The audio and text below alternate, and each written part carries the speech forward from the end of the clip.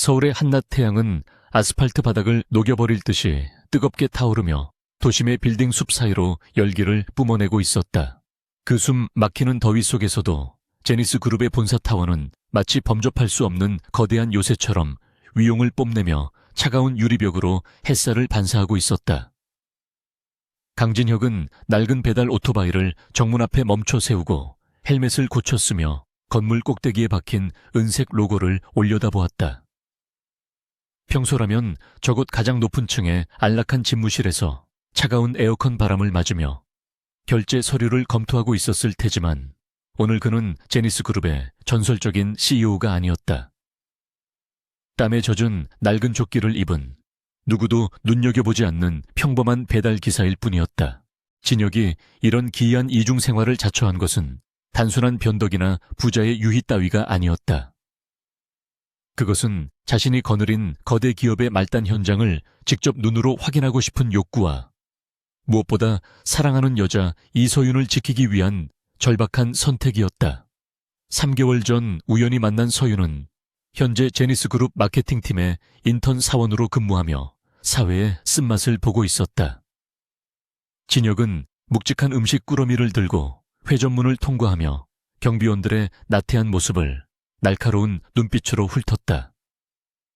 먼지투성이의 배달원을 제지하는 사람은 아무도 없었고 이러한 무관심이야말로 그가 자신의 성에 잠입하기 위한 가장 완벽한 위장막이었다.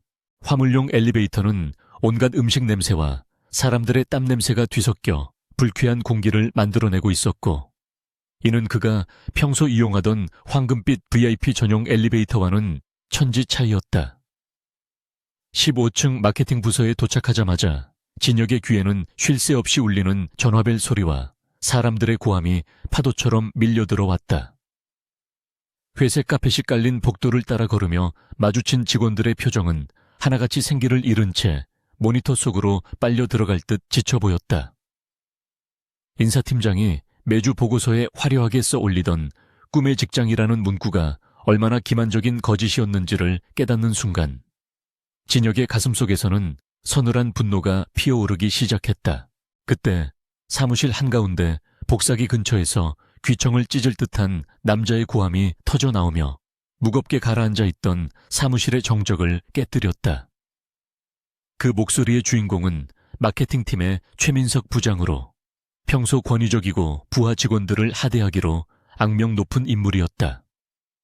진혁은 본능적으로 몸을 거대한 화분 뒤로 숨기며 상황을 주시했고 최 부장 앞에 고개를 숙인 채 서 있는 사람이 다름 아닌 이서윤이라는 사실을 확인하자 눈동자가 차갑게 굳어졌다.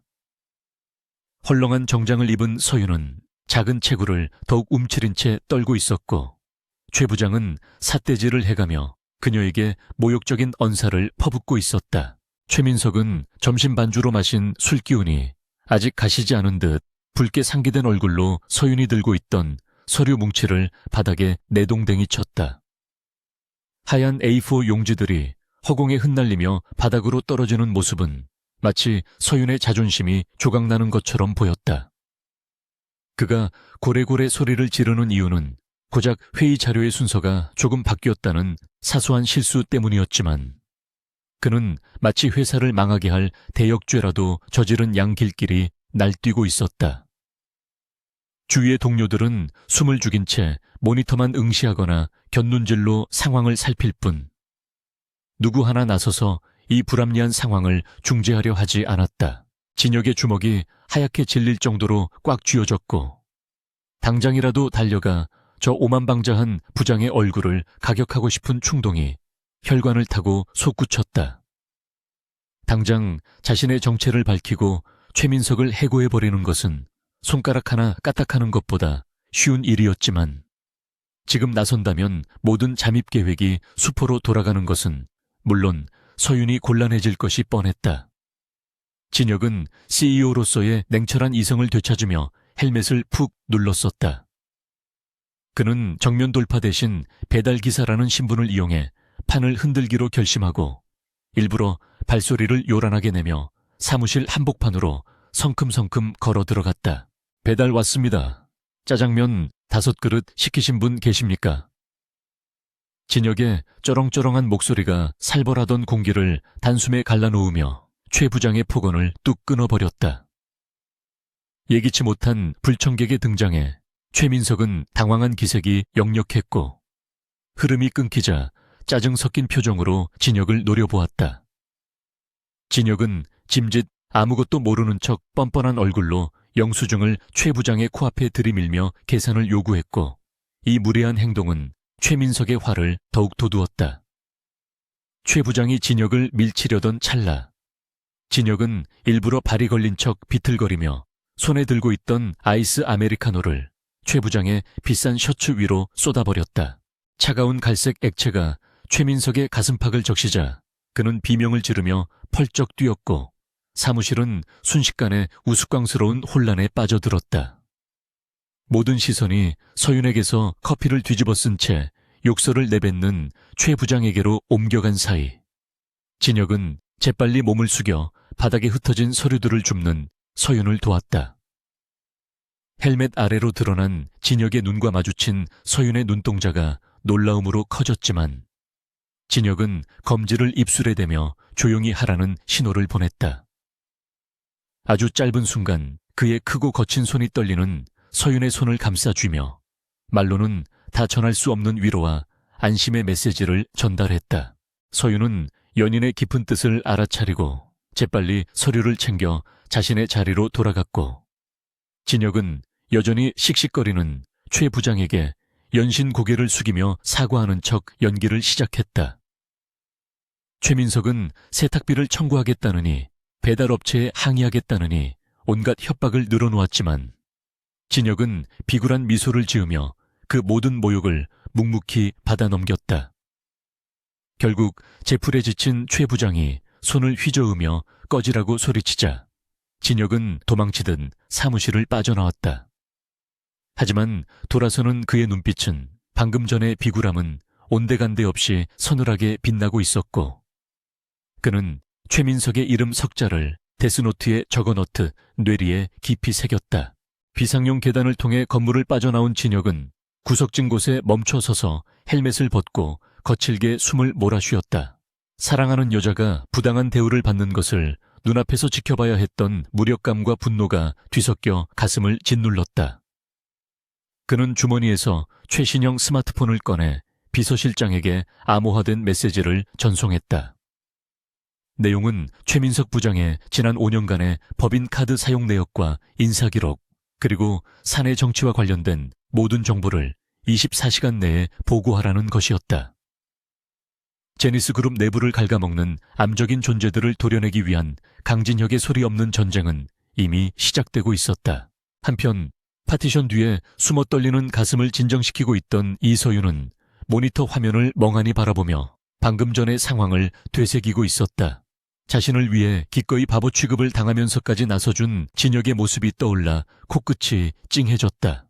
그녀는 손가락에 끼워진 소박한 은반지를 만지작거리며 가난하지만 성실한 배달기사 남자친구가 겪었을 수모에 대해 깊은 죄책감을 느꼈다. 사람들은 그녀를 그저 힘없는 인턴 사원으로만 알고 있었지만 사실 그녀는 대한민국 재계서열 1위인 혜성그룹 회장의 막내딸이라는 엄청난 비밀을 숨기고 있었다. 서윤이 이토록 힘든 가시밭길을 자초한 것은 아버지의 그늘에서 벗어나 온전히 자신의 힘으로 인정받고 싶었기 때문이었다. 하지만 현실의 벽은 생각보다 높았고 조직사회의 부조리는 상상을 초월할 정도로 잔혹했다. 그때 서랍 속에 넣어둔 개인 휴대전화가 진동하며 짧은 메시지가 도착했다. 발신자는 혜성그룹 비서실장이었다.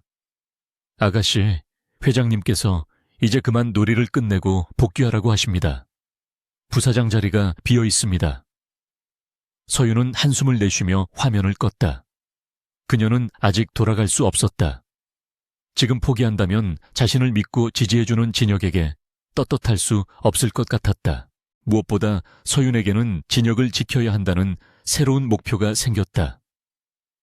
그녀는 진혁이 하루 벌어 하루 먹고 사는 가난한 청년이라고 철석같이 믿고 있었기에 만약 자신이 재벌 2세라는 사실을 밝힌다면 그의 자존심에 큰 상처를 줄까봐 두려웠다. 그녀는 자신의 진짜 정체가 드러나는 날이 오더라도 적어도 진혁이 혼자서 감당하기 벅찬 시련에 부닥쳤을 때 그를 보호해 줄 수 있는 힘을 기르고 싶었다.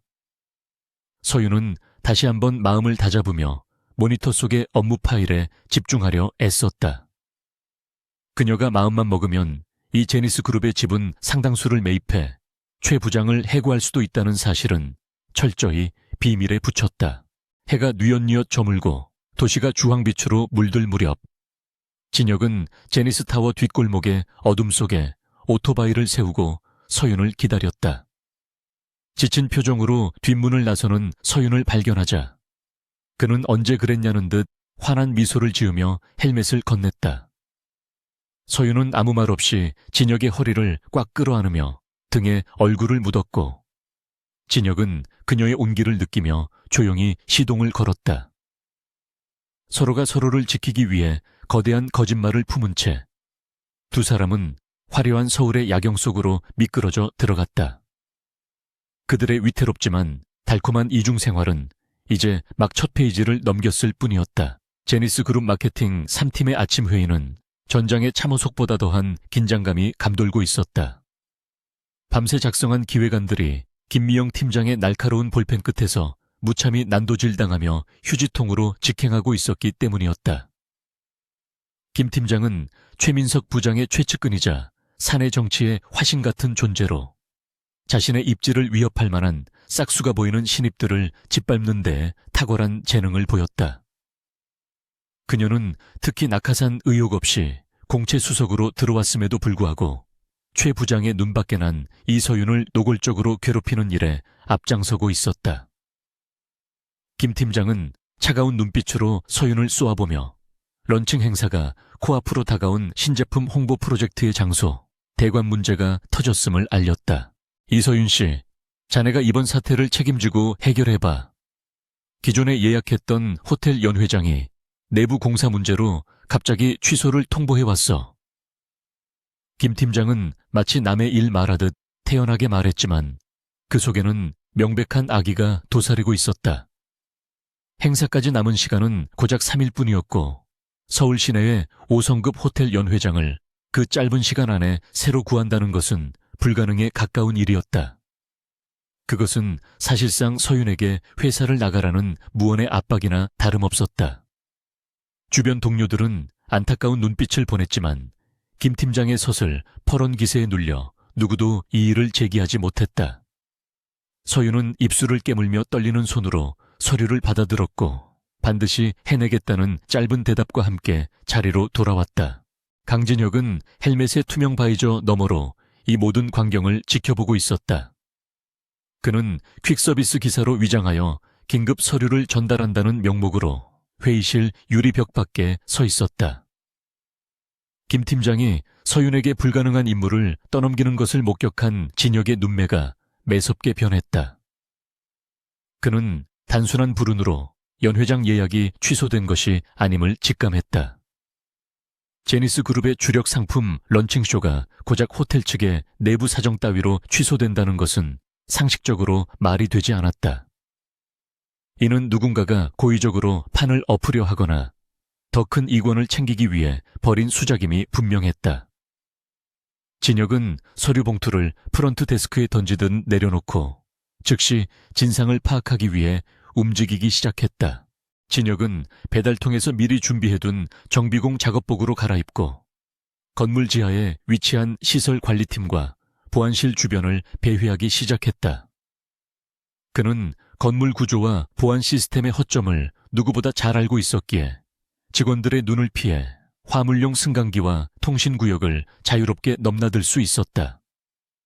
그는 재무팀 쓰레기 분리수거장에서 파쇄되다 만법인 카드, 영수증 조각들과 이면지들을 수거하여 주머니에 쑤셔 넣었다. 또한 흡연실 환기구 쪽에 도청장치를 설치하는 대신 자신이 직접 청소부로 가장에 들어가 그들의 은밀한 대화를 엿듣는 고전적인 방식을 택했다. 사람들은 청소부나 배달원 같은 존재를 배경처럼 여기며 경계심을 풀고 중요한 이야기를 흘리기 마련이었다. 예상대로 최민석 부장과 계약 담당 임원이 휴게실 구석에서 나누는 대화가 진혁의 귀에 포착되었다. 그들은 킬킬거리며 이번 대관 취소 건이 사실은 경쟁업체인 성진호텔 쪽으로 행사를 몰아주기 위한 꼼수였음을 이야기하고 있었다. 성진호텔의 지배인이 최 부장의 대학 동기였고 그 대가로 거액의 리베이트가 오갔던 것이다. 그들은 신입 인턴인 서윤에게 책임을 뒤집어 씌워 꼬리 자르기를 할 계획까지 세워두고 있었다. 진혁은 주먹을 불끈 쥐며 그들의 대화 내용을 스마트워치의 녹음 기능으로 빠짐없이 기록했다. 자신의 회사 임원들이 고작 몇 푼의 뒷돈 때문에 회사의 중대 행사를 망치려 한다는 사실에 치가 떨렸다. 그 시각 이서윤은 자신의 책상에 앉아 서울 시내의 모든 호텔과 컨벤션 센터에 전화를 돌리고 있었다. 수화기 너머로 들려오는 대답은 한결같이 예약이 꽉 찼다는 거절뿐이었다. 그녀의 수첩은 붉은색 줄이 그어진 목록들로 가득 찼고 희망은 점점 사라져가는 듯했다. 점심시간이 지나고 사무실이 텅 비었을 때 서윤은 옥상 정원으로 올라가 난간에 기대어 한숨을 내쉬었다. 그때 어디선가 나타난 진혁이 자판기 캔커피를 그녀의 볼에 살짝 갖다 대었다. 차가운 감촉에 놀라 고개를 돌린 서윤은 땀에 젖은 채 해맑게 웃고 있는 진혁을 발견하고는 긴장을 풀며 희미하게 미소를 지었다. 많이 힘들지. 저 늙은 여우 같은 팀장이 또 말도 안 되는 걸 시켰나 보네. 진혁은 짐짓 아무것도 모르는 척 너스레를 떨며 서윤의 옆에 섰다. 서윤은 캔커피를 따서 한 모금 마신 뒤 씁쓸한 표정으로 고개를 저었다. 아니야, 내가 아직 부족해서 그래. 근데 이번엔 진짜 좀 막막하긴 하다. 그녀는 진혁에게 회사 내부의 더러운 사정까지 말하고 싶지 않았다. 그가 걱정할까봐, 그리고 자신의 무능력함을 들키고 싶지 않아서였다. 진혁은 그런 그녀의 어깨를 가만히 토닥여 주었다. 그는 마음만 먹으면 당장 비서실장에게 전화해 제니스 호텔의 VIP 홀을 비우라고 지시할 수 있었지만 서윤이 스스로 일어설 기회를 뺏고 싶지 않아 묵묵히 기다리기로 했다. 진혁과 헤어진 후 서윤은 결의에 찬 눈빛으로 비상계단 구석으로 향했다.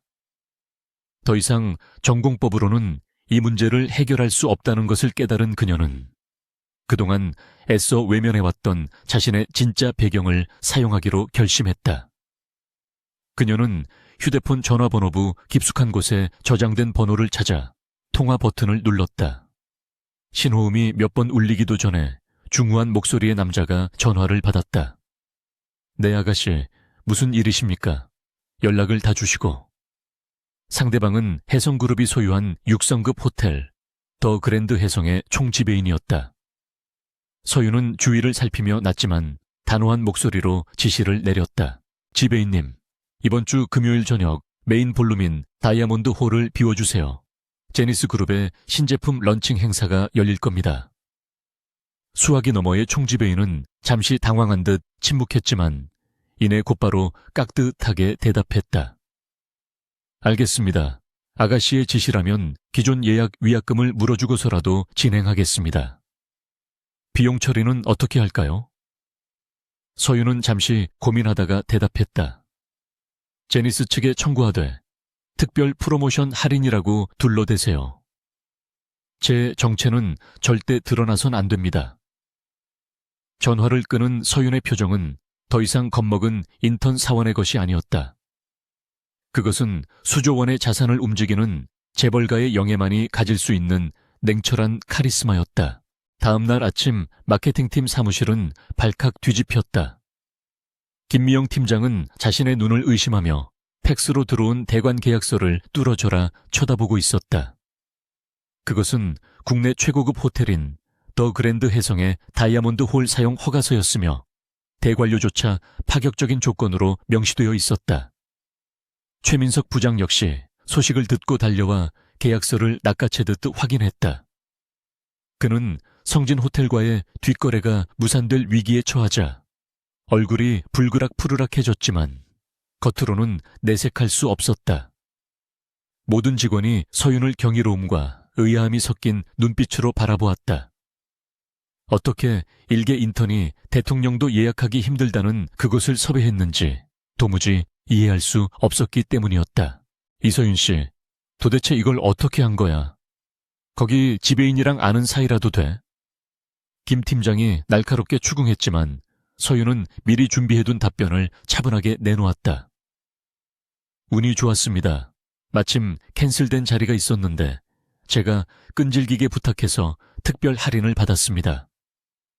너무나도 완벽한 결과물 앞에 김 팀장도 더 이상 꼬투리를 잡을 수 없었다. 그녀는 분한 표정으로 혀를 참여 자리로 돌아갔고 최 부장은 불안한 눈빛으로 서류를 내려놓았다. 자신의 계획이 틀어진 것에 대한 짜증과 함께 이서윤이라는 존재에 대해 본능적인 경계심을 느끼기 시작한 것이었다. 진혁은 배달원 복장을 한 채 복도 끝에서 이 모든 상황을 지켜보고 있었다. 그는 자신이 개입하기도 전에 서윤이 스스로, 그것도 상상을 초월하는 방식으로 문제를 해결했다는 사실에 큰 충격을 받았다. 더 그랜드 해성은 제니스 그룹조차 함부로 제휴를 맺기 힘든 경쟁사의 핵심 자산이었다. 진혁의 머릿속에 수많은 의문부호가 떠올랐다. 단순히 운이 좋아서 될 일이 아니었다.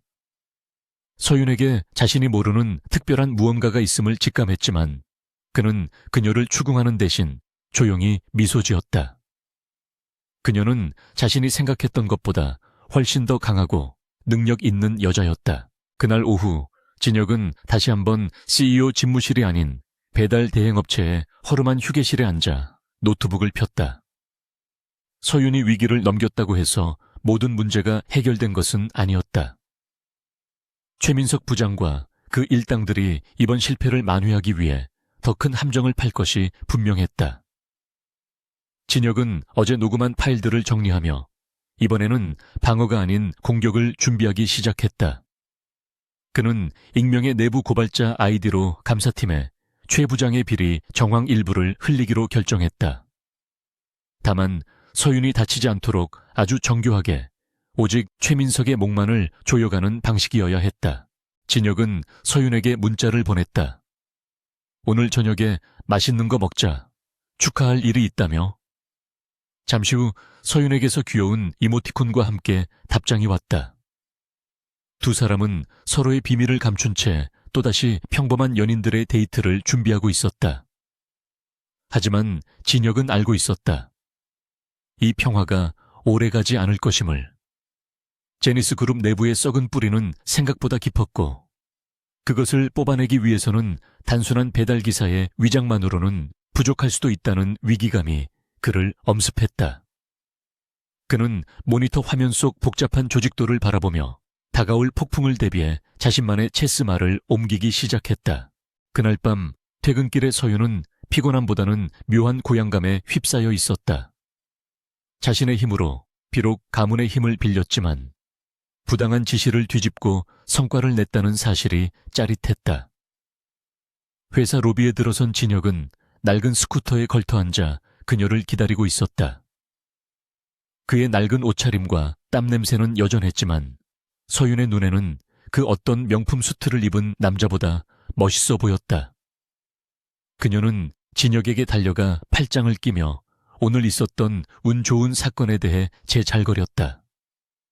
진혁은 그녀의 거짓말을 알면서도 따뜻하게 맞장 붙여주며 그녀의 머리카락을 부드럽게 쓰다듬었다. 두 사람은 골목길 어귀의 작은 순대국밥집으로 들어갔다. 김이 모락모락 나는 국밥을 사이에 두고 앉은 그들의 모습은 소박하기 그지없었다. 하지만 그 테이블 아래에는 보이지 않는 거대한 힘의 균형이 존재했다. 한 명은 대한민국 1위 기업의 총수, 다른 한 명은 그 기업을 능가하는 재벌가의 딸. 이 기묘한 연극은 언제까지 지속될 수 있을까? 진혁은 국물을 떠먹으며 서윤을 물끄러미 바라보았다. 언젠가 진실이 밝혀지는 날, 그녀가 받을 충격과 배신감을 어떻게 감당해야 할지 벌써부터 가슴 한구석이 아려왔다. 그러나 지금은 이 달콤하고 위태로운 거짓말을 조금 더 즐기고 싶었다. 서울의 밤하늘에 구멍이라도 뚫린 듯 억수 같은 비가 쏟아지고 있었다. 창문을 때리는 빗소리가 제니스타워 15층 마케팅팀 사무실의 정막을 더욱 무겁게 짓눌렀다. 시계 바늘은 이미 밤 11시를 가리키고 있었지만 이서윤의 자리에는 여전히 불이 환하게 켜져 있었다. 김미영 팀장은 퇴근 직전 내일 아침 회의까지 정리하라며 산더미 같은 과거 프로젝트 데이터를 서윤의 책상 위에 던져놓고 가버렸다. 그것은 명백한 괴롭힘이었고 인턴 사원인 서윤이 혼자서 하룻밤 만에 처리하기에는 물리적으로 불가능한 양이었다. 하지만 서윤은 불평 한마디 없이 건조해진 눈을 비비며 키보드를 두드리고 있었다. 그녀는 자신이 포기하는 모습을 보여줌으로써 그들이 원하는 대로 회사를 그만두는 일은 결코 없을 것이라 다짐했다. 텅 빈 사무실의 공기는 차갑게 가라앉아 있었고 간헐적으로 들리는 천둥 소리가 공포감을 조성했다. 서윤은 뻣뻣해진 목을 풀기 위해 잠시 스트레칭을 하다가 복도 쪽에서 들려오는 둔탁한 발소리에 동작을 멈췄다. 보안 요원의 순찰 시간은 아니었기에 의아함이 앞섰다. 잠시 후 자동문이 열리며 술 냄새를 풍기는 중년 남성이 비틀거리며 들어왔다. 그는 제니스 그룹의 협력업체 이사로 평소에도 여직원들에게 질 나쁜 농담을 던지기로 유명한 인물이었다. 회식 후 두고 온 물건이 있다며 다시 올라온 모양이었지만 그의 눈은 책상이 아닌 홀로 남은 서윤을 향해 음흉하게 번들거리고 있었다. 에어라, 우리 이쁜 인턴 아가씨가 아직도 안 가고 있었네. 이 늦은 시간까지 참 고생이 많아. 남자는 혀 꼬인 목소리로 중얼거리며 서윤의 파티션 안쪽으로 성큼 들어왔다. 역겨운 알코올 냄새가 훅 끼쳐오자 서윤은 본능적으로 의자를 뒤로 물러서며 경계 태세를 취했다. 남자는 서윤의 당황한 표정을 즐기듯 책상 모서리에 걸터앉아 그녀를 위아래로 훑어보았다. 일이 너무 많아서 못 가는 건가? 내가 좀 도와줄까?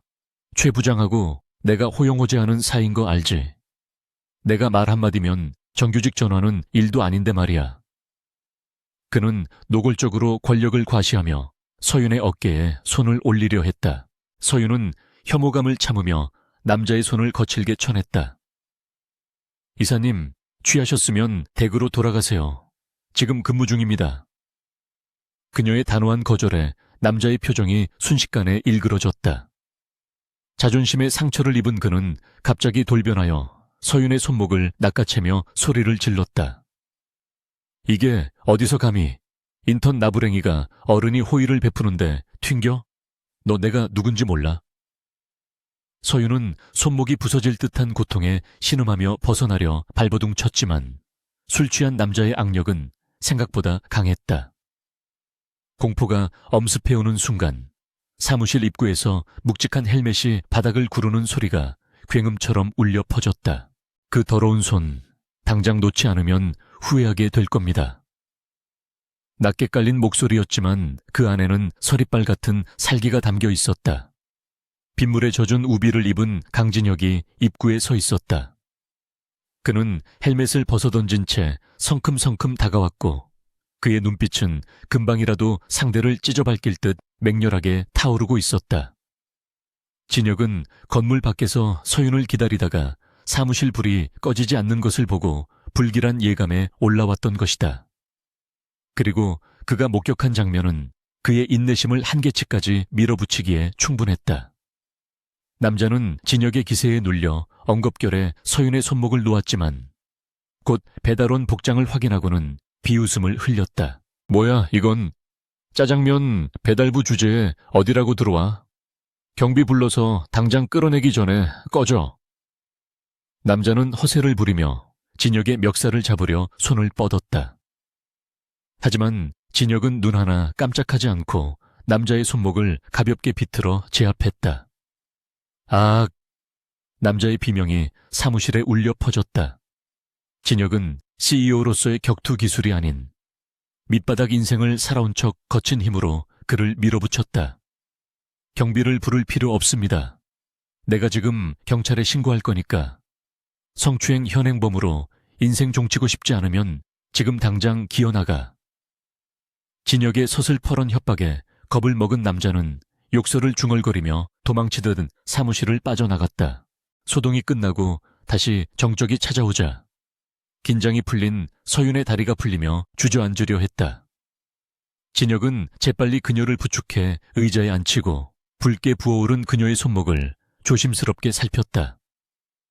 그의 표정은 방금 전의 살벌함은 온데간데 없이 안타까움과 미안함으로 일그러져 있었다.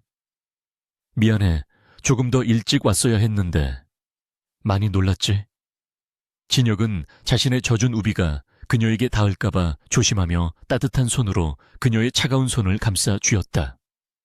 서윤은 그런 진혁을 보며 눈물이 핑 돌았다. 천만금을 가진 재벌 2세로서 수많은 경호원을 거느릴 수도 있었지만 지금 이 순간 그녀에게 필요한 유일한 경호원은 바로 이 남자뿐이었다. 진혁은 더 이상 서윤을 이 음산한 사무실에 둘 수 없다고 판단했다.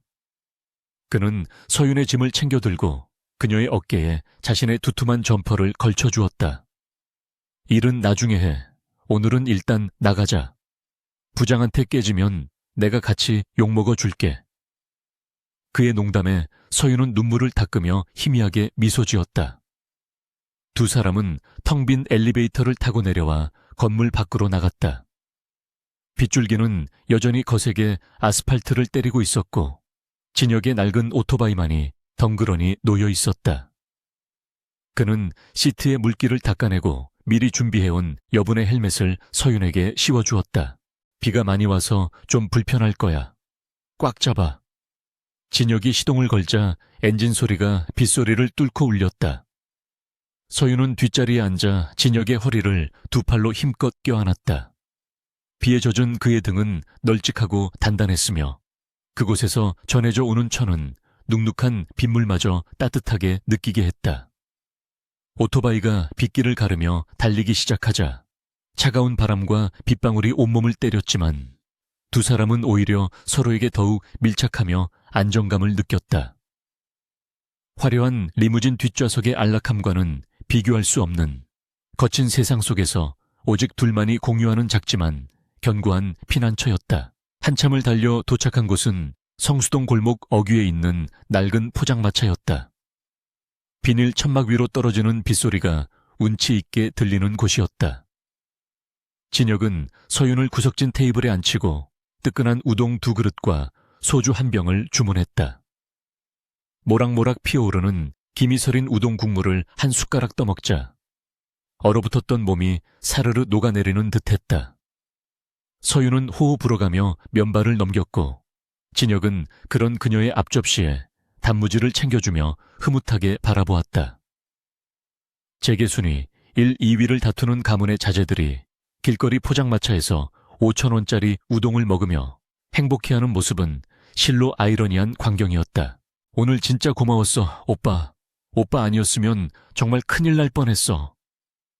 서윤이 소주잔을 만지작거리며 진심을 담아 말했다. 진혁은 쑥스러운 듯 뒷머리를 긁적이며 웃었다. 배달기사가 하는 일이 뭐 있냐. 동네 지리 잘 알고 빨리 달리는 거지. 근데 서윤아, 그 회사 계속 다녀야겠어? 상사들은 괴롭히지. 이상한 놈들도 꼬이지. 내가 돈 많이 벌어서 호강은 못 시켜줘도 밥은 안 굶길 자신 있는데. 진혁은 진담 반 농담 반으로 물었지만 그 속에는 그녀를 위험한 전쟁터에서 빼내고 싶은 간절함이 담겨 있었다.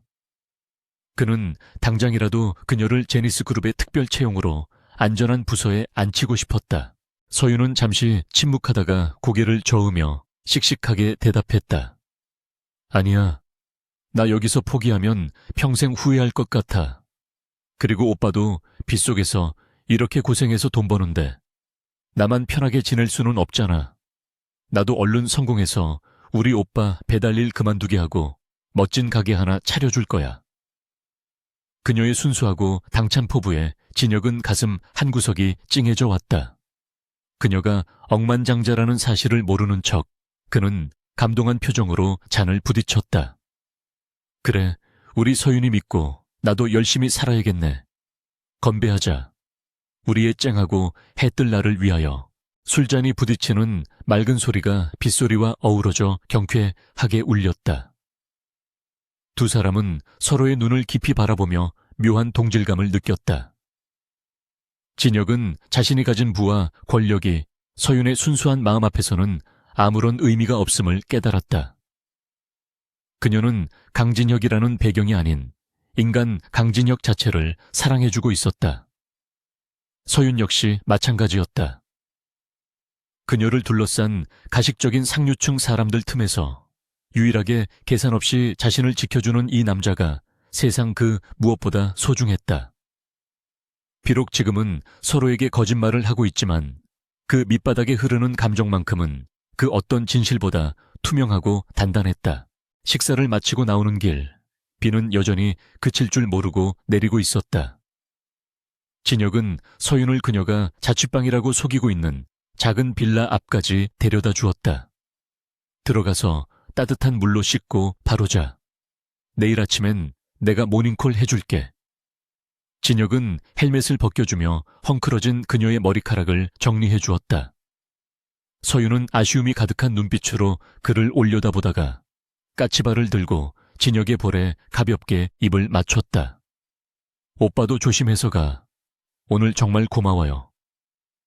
그녀는 얼굴이 빨개진 채 후다닥 빌라 안으로 뛰어들어갔고 진혁은 멍하니 뺨을 어루만지며 빗속에 서 있었다. 서윤이 건물 안으로 사라진 것을 확인한 후 진혁의 표정은 급격하게 차가워졌다. 그는 오토바이 핸들에 거치된 스마트폰을 꺼내든 채 어딘가로 전화를 걸었다. 신호음이 한번 울리기도 전에 상대방이 전화를 받았다. 네, 회장님. 비서실장의 목소리였다. 진혁은 낮고 으르렁거리는 목소리로 지시를 내렸다. 지금 당장 보안팀에 연락해서 오늘 밤 11시경 15층 마케팅팀 CCTV 확보해. 그리고 영상에 찍힌 협력업체 이사놈 신상 파악해서 내일 아침까지 내 책상 위에 올려놔. 우리 회사 건물엔 2번 다시 발도 못 붙이게 만들고 그쪽 회사와의 모든 계약은 전면 파기한다. 전화를 끄는 진혁은 빗물에 젖은 앞머리를 쓸어 넘기며 제니스 타워가 있는 방향을 노려보았다. 오늘 밤 그는 자신의 영역을 침범한 자가 치러야 할 대가가 얼마나 혹독한지 똑똑히 보여줄 생각이었다. 더 이상 소극적인 방어는 없었다. 사랑하는 여자를 지키기 위해 그리고 썩어빠진 회사를 정화하기 위해 배달기사 강진혁이 아닌 제니스 그룹의 제왕으로서 칼을 빼들 시간이었다. 빗줄기는 더욱 거세졌지만 진혁의 눈 속에서 타오르는 분노의 불꽃은 꺼질 줄을 몰랐다. 그는 굉음을 내며 오토바이를 몰고 어둠 속으로 사라졌고 서울의 밤은 폭풍 전야처럼 위태롭게 깊어만 갔다. 제니스 그룹 본사 인근의 고급 유흥가, 화려한 네온사인이 번쩍이는 룸살롱에 VIP로 많은 담배 연기와 값비싼 양주 냄새로 가득 차 있었다. 최민석 부장은 크리스털 잔에 담긴 호박색 액체를 단숨에 들이키며 분노를 사귀고 있었지만 며칠 전 사무실에서 당한 망신은 쉬이 잊히지 않았다. 감히 배달 기사 주제에 자신의 옷에 커피를 쏟고 인턴 사원 나부랭이가 자신의 뒷거래 계획을 무산시키고 최고급 호텔을 섭외해오다니 이 모든 상황이 그의 자존심을 심각하게 긁어놓고 있었다. 특히 그 눈엣 가시 같은 배달놈이 이서윤 주위를 맴돌며 사사건건 방해하는 꼴은 더 이상 두고 볼 수 없는 지경이었다. 최 부장은 테이블 위에 놓인 이서윤의 인사기록 카드를 신경질적으로 구기며 맞은편 어둠 속에 앉아있는 험상궂은 사내에게 눈짓을 보냈다. 그는 뒷골목 세계에서 돈만 주면 무슨 짓이든 처리해주는 해결사 조직의 리더였다. 박 실장, 내 말 똑똑히 들었지? 그 건방진 오토바이 놈. 다신 운전대 못 잡게 다리 하나 부러뜨려 놔. 아주 처참하게 밟아버려서 그 인턴 계집애가 겁먹고 회사 제발로 나가게 만들란 말이야. 최 부장의 목소리에는 비릿한 사리가 묻어 있었다. 그는 단순히 한 사람을 응징하는 것을 넘어 이서윤의 유일한 버팀목인 남자친구를 무너뜨림으로써 그녀를 심리적으로 고립시키려는 악랄한 계획을 세우고 있었다. 어둠 속의 사내는 비열한 웃음을 흘리며 두툼한 돈 봉투를 챙겨 넣었다. 걱정 마십시오, 부장님. 배달쟁이 하나 손보는 거야. 식은 죽 먹기죠. 내일 아침이면 병원 응급실에서 눈을 뜨게 될 겁니다. 그들은 건배를 나누며 낄낄거렸고 자신들이 건드리는 상대가 누구인지 꿈에도 모른 채 파멸의 구렁텅이로 발을 들이밀고 있었다. 같은 시각 강진혁은 마지막 배달을 마치고 인적 드문 공단 지역을 지나고 있었다. 늦은 밤의 공기는 서늘했고 가로등 하나 없는 도로는 칠흑 같은 어둠에 잠겨 있었다. 오토바이의 헤드라이트 불빛만이 유일하게 앞길을 비추고 있었지만 진혁의 예민한 감각은 등 뒤에서 느껴지는 불길한 기운을 감지했다. 백미러를 통해 확인한 결과 검은색 승합차 한 대가 전조등을 끈 채 일정한 간격을 유지하며 그를 미행하고 있었다. 일반적인 차량의 주행 패턴이 아니었다. 진혁은 입가에 차가운 미소를 띠며 속도를 줄이는 대신 오히려 스로틀을 감아 폐쇄된 물류 창고들이 즐비한 막다른 골목으로 방향을 틀었다. 그는 이 불청객들이 누구인지 그리고 그 배후에 누가 있는지 직접 확인해 볼 생각이었다. 진혁이 막다른 골목의 공터에 오토바이를 세우고 헬멧을 벗어 시트 위에 올려놓자마자 끼익하는 날카로운 타이어 마찰음과 함께 승합차가 입구를 막아섰다.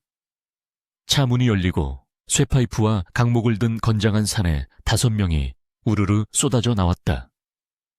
그들은 험악한 인상을 쓰며 진혁을 포위해 들어왔고 그중 리더로 보이는 자가 껌을 짝짝 씹으며 비아냥거렸다. 어이, 배달기사 양반. 운전 솜씨가 제법인데. 근데 어쩌나 여기가 네 종착역인데 누군가 네 다리가 너무 튼튼해서 마음에 안 든다고 하시네. 전형적인 조폭들의 협박 멘트에 진혁은 코웃음을 쳤다. 그는 주머니에 손을 찔러 넣은 채 여유로운 태도로 그들을 응시하며 마치 귀찮은 벌레를 보는 듯한 눈빛을 보냈다.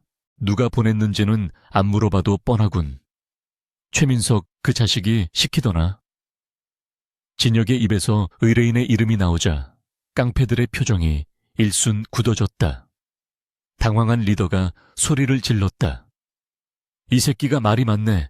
야, 뭐해? 당장 작업 시작해. 명령이 떨어지자마자 덩치 큰 사내 하나가 쇠파이프를 휘두르며 진혁에게 달려들었다.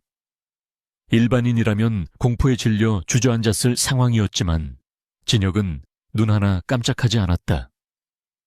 그는 파이프가 머리에 닿기 직전 번개 같은 속도로 상체를 숙여 공격을 피함과 동시에 상대의 명치를 주먹으로 가격했다.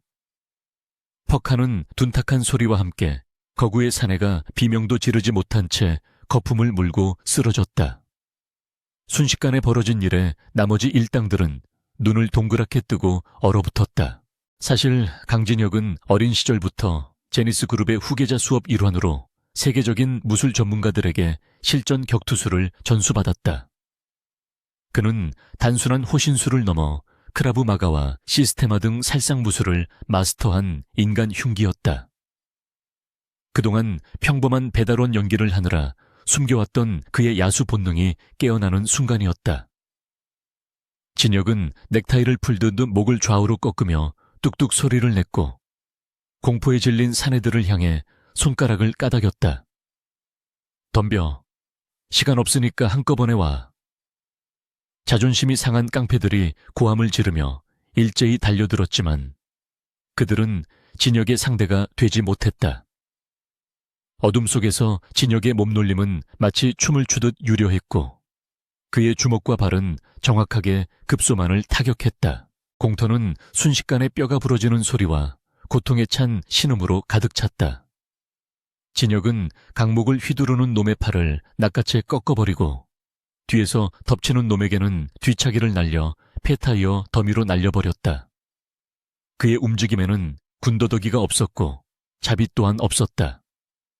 5분도 차에 되지 않아 4명의 사내가 바닥에 널브러져 고통을 호소하고 있었고 서 있을 수 있는 사람은 오직 리더인 박 실장뿐이었다. 그는 손에 들고 있던 잭나이프를 덜덜 떨며 뒤로 물러섰다. 눈앞에 이 남자는 배달 기사가 아니라 지옥에서 온 사신처럼 보였다. 진혁은 쓰러진 사내의 몸을 밟고 넘어서며 천천히, 아주 천천히 박 실장에게 다가갔다. 그 압도적인 공포감에 박 실장은 다리가 풀려 바닥에 주저앉고 말았다. 진혁은 박 실장의 멱살을 잡고 한 손으로 가볍게 들어올려 벽으로 밀어붙였다. 그의 차가운 눈동자가 박 실장의 흔들리는 동공을 꿰뚫었다. 마지막으로 기회를 주지. 최민석이 정확히 뭐라고 지시했나? 하나라도 거짓말하면 내 놈 팔다리는 이 자리에서 없어질 줄 알아. 진혁의 살벌한 경고에 박 실장은 오줌을 지릴 듯한 공포를 느끼며 술술 불기 시작했다. 살려주세요. 최 부장이 시켰습니다. 다리를 부러뜨려서 그 여자 인턴이 절망하게 만들라고. 그 여자가 회사 못 다니게 만들라고 했습니다. 예상했던 대답이었지만 직접 귀로 듣자 진혁의 분노는 차원이 다르게 폭발했다. 감히 나를 건드리는 건 참을 수 있어도 내 여자를 건드리기 위해 나를 이용하려 했다는 사실은 용서할 수 없었다. 진혁은 박 실장을 쓰레기 던지듯 바닥에 내동댕이 쳤다. 그리고 주머니에서 최 부장의 명함을 꺼내 박 실장의 피 묻은 얼굴 앞에 떨어뜨렸다. 가서 전해. 배달 사고가 났다고. 그리고 반품 처리하러 조만간 찾아갈 테니 목 씻고 기다리라고 해. 진혁은 바닥에 굴러다니는 쇠파이프를 집어들어 박 실장의 바로 옆 시멘트 바닥을 전력으로 내리쳤다. 쾅하는 굉음과 함께 콘크리트 바닥이 갈라지고 파편이 튀었다. 그것은 최후의 경고였다. 박 실장은 비명을 지르며 엎드려 빌었고 진혁은 더 이상 볼 일 없다는 듯 뒤돌아섰다. 그의 등 뒤에는 처절하게 패배한 폭력의 잔해만이 남겨져 있었다. 오토바이에 다시 올라탄 진혁의 표정은 더 이상 서글서글한 청년의 것이 아니었다. 그는 헬멧을 쓰지 않은 채 밤바람을 맞으며 달렸다. 차가운 바람이 뜨거워진 머리를 식혀주었지만 가슴속의 결심은 더욱 단단해졌다. 오늘 밤의 사건은 명확한 신호였다. 배달기사 강진혁으로서는 이서윤을 완벽하게 지킬 수 없다는 것. 그리고 어둠 속에 숨어있는 쥐새끼들을 잡기 위해서는 고양이가 아니라 호랑이가 되어야 한다는 것을 깨달았다. 그는 도로 갓길에 오토바이를 세우고 휴대폰을 꺼냈다. 단축번호 1번을 누르자 신호가 가기도 전에 비서실장의 목소리가 들려왔다. 네, 회장님. 기다리고 있었습니다. 비서실장은 마치 이 순간을 예견이라도 한 듯 침착했다. 진혁은 제니스 타워에 불 켜진 꼭대기층을 바라보며 낮고 중후한 목소리로 명령을 내렸다. 내일 오전 9시 긴급 임원회의를 소집해. 안건은 마케팅본부 구조조정 및 특별감사다. 그리고 내 집무실 청소 상태 확인하고 드레스룸에 보관된 네이비 스트라이프 수트 준비해놔. 수화기 너머로 비서실장의 숨 들이키는 소리가 들렸다. 그것은 3년 만에 은둔하던 왕이 옥좌로 복귀하겠다는 선전포고였다. 알겠습니다, 회장님. 모든 준비를 완벽하게 갖추겠습니다. 복귀를 환영합니다. 전화를 끄는 진혁은 오토바이 핸들을 꽉 쥐었다. 이제 연극은 끝났다. 그는 서윤에게 문자를 보낼까 고민했지만 지금은 어떤 말로도 설명할 수 없음을 알기에 폰을 집어넣었다. 내일이면 모든 것이 바뀔 것이다. 서윤이 받을 충격이 걱정되었지만 그녀를 위협하는 모든 요소를 제거한 뒤에 무릎 꿇고 빌더라도 지금은 힘을 보여줘야 할 때였다. 진혁은 다시 시동을 걸었다. 낡은 배달 오토바이의 엔진 소리가 오늘따라 맹수의 포효처럼 들렸다. 그는 어둠을 뚫고 자신의 진짜 왕국으로 최민석과 부패한 임원들이 잠들어 있는 그곳을 향해 질주했다. 한편 자신의 좁은 자취방 침대에 누워있던 이서윤은 알 수 없는 오한의 몸을 떨며 잠에서 깼다. 창밖에는 여전히 바람이 불고 있었고 왠지 모를 불안감이 가슴을 옥죄어 왔다.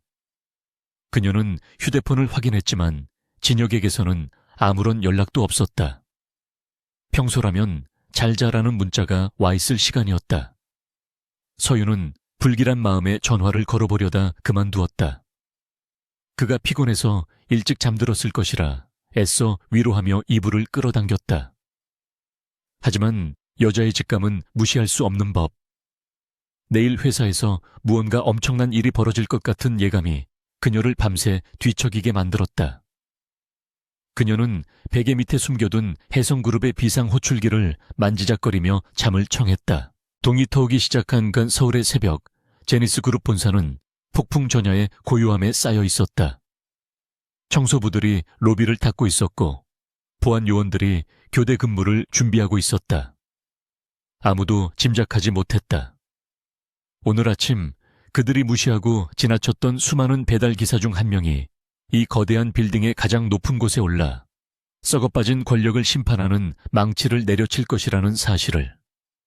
지하 주차장의 VIP 구역에는 이미 번호판이 가려진 최고급 세단이 대기하고 있었고 그 옆에는 밤새 손질된 강진혁의 전투복, 즉 최고급 맞춤 정장이 주인을 기다리며 서늘한 광채를 내뿜고 있었다. 제니스그룹 본사 30층 대회의실은 숨막히는 긴장감으로 가득 차 있었다. 최민석 부장이 소집한 긴급인사위원회 겸 임원회의는 표면적으로는 이번 프로젝트의 진행 상황을 점검하는 자리였지만 실상은 눈의 가시 같은 인턴 이서윤을 공개적으로 처형하기 위한 단두대와 다름없었다. 타원형의 거대한 마호가니 테이블 주변에는 회사의 실세 임원들이 엄숙한 표정으로 앉아 있었고 그 끝에는 이서윤이 죄인처럼 홀로 서 있었다. 창밖으로 서울 시내의 정영이 시원하게 펼쳐져 있었지만 회의실 안의 공기는 납덩이처럼 무거워 숨쉬기조차 힘들 지경이었다. 최 부장은 의기양양한 표정으로 준비해온 프레젠테이션 화면을 띄우며 서윤을 향한 날조된 혐의들을 하나씩 열거하기 시작했다. 여기 계신 임원분들도 아시다시피 신입 인턴 이서윤은 회사의 보안 규정을 어기고 경쟁사인 혜성그룹 계열 호텔과 독단적으로 접촉했습니다. 이는 명백한 월권 행위이며 우리 제니스그룹의 내부 기밀이 유출되었을 가능성을 배제할 수 없습니다. 최 부장은 교묘하게 사실을 왜곡하여 서윤이 구해온 대관 계약을 불순한 뒷거래의 결과물로 포장했다. 그는 서윤이 자신의 무능력을 감추기 위해 회사의 이익을 팔아넘겼다고 목소리를 높였다. 임원들은 웅성거리지 시작했고 서윤을 바라보는 시선은 차가운 경멸과 의심으로 바뀌었다. 서윤은 입술을 꽉 깨물며 주먹을 쥐었다. 자신이 혜성그룹의 딸이라는 사실을 밝히면 단숨에 해결될 일이었지만 그렇게 되면 지금까지 쌓아온 모든 노력이 물거품이 될 것이기에 그녀는 침묵을 지켰다. 최 부장은 서윤의 침묵을 긍정의 의미로 해석하고 더욱 기세등등해졌다.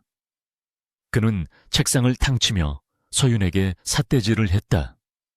감히 인턴 주제에 회사의 중대사를 제멋대로 주무르다니. 당장 해고는 물론이고 그동안 발생한 손해에 대해 법적 책임까지 물어야 할 것입니다. 이 자리에서 당장 사원증 반납하고 나가. 그의 고함이 회의실을 울리자 김미영 팀장을 비롯한 최 부장의 라인들은 비웃음을 흘리며 서윤의 몰락을 즐겼다. 서윤은 억울함에 눈시울이 붉어졌지만 끝까지 고개를 들고 그들의 눈을 똑바로 응시했다. 그녀는 속으로 다짐했다. 이 썩어빠진 조직에 민낯을 기억해 두겠다고. 그리고 언젠가 반드시 이 모욕을 되갚아 주겠다고 말이다. 바로 그 순간 굳게 닫혀있던 대회의실의 육중한 양문이 굉음과 함께 활짝 열렸다. 예고 없는 소란에 회의실 안의 모든 시선이 입구로 쏠렸다.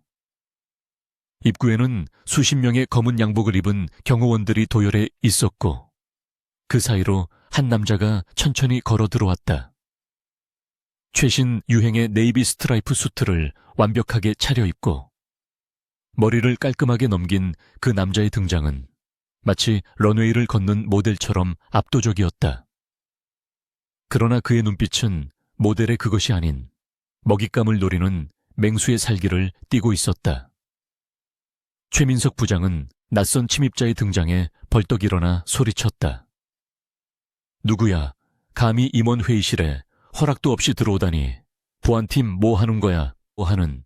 하지만 들어온 남자는 최 부장의 고함 따위는 들리지 않는다는 듯 무시하고 회의실 상석을 향해 거침없이 발걸음을 옮겼다. 서윤은 그 남자의 실루엣을 보는 순간 심장이 멎는 듯한 충격을 받았다. 며칠 전까지만 해도 땀에 젖은 조끼를 입고 배달통을 나르던 남자. 빗속에서 자신에게 헬멧을 씌워주며 따뜻하게 웃어주던 남자친구 강진혁이었다. 하지만 지금 그녀 눈앞에 있는 사람은 낡은 오토바이를 타던 그 청년이 아니었다. 몸에 딱 맞는 최고급 맞춤 정장, 손목에서 번쩍이는 스위스 명품 시계, 그리고 무엇보다 주변을 압도하는 제왕적인 아우라가 그가 누구인지를 말해주고 있었다. 서윤은 혼란스러움에 입을 틀어막았다. 진혁은 멍하니 서 있는 서윤을 스쳐 지나가며 아주 잠깐, 찰나의 순간 그녀와 눈을 맞췄다. 그 눈빛에는 미안함과 안심하라는 메시지가 담겨 있었지만 서윤은 다리가 풀려 주저앉을 뻔했다. 진혁은 회의실 가장 안쪽 비어있던 회장석 앞에 멈춰 섰다. 그제야 상황을 파악한 전문 경영인 CEO 대행이 이 사색이 되어 자리에서 벌떡 일어나 90도로 허리를 숙였다. 회장님, 복귀하신다는 말씀도 없이 어떻게... 그 한마디에 회의실은 찬물을 끼얹은 듯 정적에 휩싸였다. 최민석 부장의 얼굴에서 핏기가 싹 가셨고 그의 턱은 빠질 듯이 벌어졌다. 배달 기사라고 무시하고 욕하며 심지어 청부폭력까지 사주했던 그놈이 바로 이 거대 제국 제니스의 주인 강진혁 회장이었던 것이다. 진혁은 대행이 비켜준 의자에 천천히 앉아 다리를 꼬고 싸늘한 눈빛으로 좌중을 둘러보았다. 계속하시죠. 인턴 사원 하나를 매장시키기 위해 아주 훌륭한 쇼를 하고 계시던데.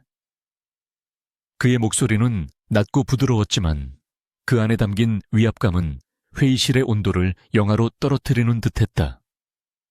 아무도 입을 떼지 못하고 벌벌 떨고 있자 진혁은 시선을 최민석에게 고정했다. 최민석 부장, 아까 나한테 누구냐고 물었나? 자네 옷에 커피를 쏟은 그 멍청한 배달기사가 바로 나일세. 내 회사 꼴이 얼마나 우스운지 직접 보려고 내려갔더니 정말 가관이더군. 진혁의 조소 섞인 말에 최 부장은 다리가 풀려 바닥에 털썩 주저앉았다. 진혁은 손가락을 까딱였고 비서실장이 대형 스크린에 영상을 띄웠다. 그것은 진혁이 배달기사로 위장하여 수집한 증거 영상들이었다. 최 부장이 협력업체로부터 리베이트를 받는 장면, 부하 직원들에게 폭언하는 장면, 그리고 결정적으로 깡패들을 사주하여 진혁을 폭행하라고 지시하는 통화 내용까지 적나라하게 공개되었다. 회의실은 경악의 도가니에 빠졌고 최 부장과 결탁했던 임원들은 고개를 숙이고 식은땀을 흘렸다. 진혁은 차가운 목소리로 선고를 내렸다. 제니스 그룹은 오늘부로 최민석 부장을 포함한 관련자 전원을 해고 조치합니다. 또한 횡령 및 배임, 그리고 특수폭행 교사 혐의로 경찰에 정식 수사를 의뢰할 것입니다. 최 부장은 울부짖으며 진혁의 발치로 기어가 바짓단을 붙잡고 매달렸다. 회장님, 제발 한 번만 용서해 주십시오. 제가 눈이 멀었습니다. 죽을 죄를 지었습니다. 하지만 진혁은 더러운 것을 보듯 그를 발로 차내며 경호원들에게 눈짓했다. 끌어내. 내 눈앞에 다시는 띄지 않게 해. 건장한 경호원들이 최 부장의 양팔을 잡고 질질 끌고 나갔고 그의 처절한 비명소리가 복도 멀리 사라질 때까지 회의실 안에 누구도 숨소리조차 내지 못했다. 진혁은 공포에 질린 임원들에게 경고했다. 앞으로 내 회사에서 능력보다 정치를 우선시하는 자들은 모두 같은 꼴을 당하게 될 겁니다. 오늘은 이만 해산합니다. 임원들이 도망치듯 회의실을 빠져나가고 넓은 공간에는 진혁과 서윤, 그리고 몇 명의 비서진만이 남았다. 진혁은 비서들에게 잠시 나가 있으라고 손짓했다. 문이 닫히고 둘만의 정막이 흐르자 진혁은 그제야 제왕의 가면을 벗고 서윤에게 다가갔다. 하지만 서윤은 뒷걸음질치며 그를 피했다. 그녀의 눈에는 눈물이 가득 고여 있었고 그 눈물 속에는 배신감과 충격 그리고 알 수 없는 거리감이 뒤섞여 있었다. 진혁은 가슴이 찢어지는 듯한 통증을 느꼈다. 깡패들과 싸울 때보다 지금 이 순간 사랑하는 여자의 거부하는 눈빛이 그에게는 더 큰 고통이었다. 서윤아 미안해. 속이려던 건 아니었어. 처음에는 그냥 회사를 둘러보려고 시작한 일이었는데 너를 만나고 나서 멈출 수가 없었어. 네가 부담스러워할까봐 그래서 타이밍을 보고 있었는데. 진혁은 변명하듯 급하게 말을 쏟아냈지만 서윤은 고개를 저으며 그의 말을 잘랐다. 그래서 그동안 재밌었어. 내가 오빠 걱정해서 싼 김밥 싸주고 돈 없다고 떡볶이 사주면서 생색낼 때 속으로 얼마나 비웃었을까. 서윤의 목소리는 떨리고 있었다. 그녀는 자신이 바보가 된 것 같은 기분을 지울 수 없었다. 자신이 믿었던 세상이 송두리째 흔들리는 느낌이었다. 진혁은 다급하게 서윤의 손을 잡으려 했지만 그녀는 매몰차게 뿌리쳤다. 비웃다니 천만에. 난 진심이었어. 네가 나한테 보여준 마음. 그건 내 인생에서 받은 그 어떤 것보다 소중했어. 제발 내 진심을 의심하지는 말아줘. 진혁의 호소에도 서윤의 표정은 풀리지 않았다. 그녀에게 지금 눈앞에 있는 남자는 낯선 타인이었다. 재계 서열 2위 그룹의 총수. 그것은 그녀가 도망쳐온 세계의 정점에 있는 존재였고 그녀가 가장 경계했던 부류의 사람이었다. 아이러니하게도 그녀 역시 그와 같은 부류라는 사실이 상황을 더욱 복잡하게 만들고 있었다. 지금은 오빠 얼굴을 못 보겠어. 아니, 회장님이라고 불러야 하나? 서윤은 자조적인 미소를 지으며 한 걸음 더 뒤로 물러났다. 생각할 시간이 필요해. 나 먼저 갈게. 그녀는 뒤도 돌아보지 않고 회의실 문을 열고 나갔다. 진혁은 그녀를 잡고 싶었지만 지금 잡는다면 영영 그녀를 잃을 수도 있다는 두려움에 발이 떨어지지 않았다. 닫힌 문을 바라보는 진혁의 눈빛은 쓸쓸했다. 그는 서윤을 지키기 위해 자신의 왕국을 드러냈지만 그 대가로 그녀와의 소박하고 평범했던 행복을 잃어버릴 위기에 처했다. 텅 빈 회의실에 홀로 남은 진혁은 거대한 통유리창 앞에 섰다.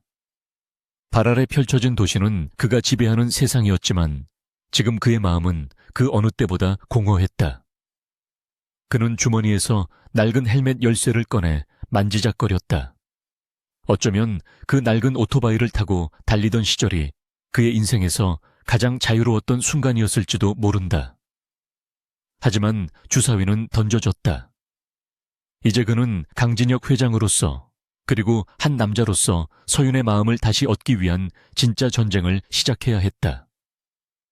그리고 그는 아직 모르고 있었다. 문 밖으로 나간 서윤이 또 다른 거대한 폭풍을 몰고 올 준비를 하고 있다는 것을. 서윤은 비틀거리는 걸음으로 비상계단을 내려와 옥상 정원으로 향했다. 바람이 그녀의 뜨거운 볼을 식혀주었지만 혼란스러운 마음은 가라앉지 않았다.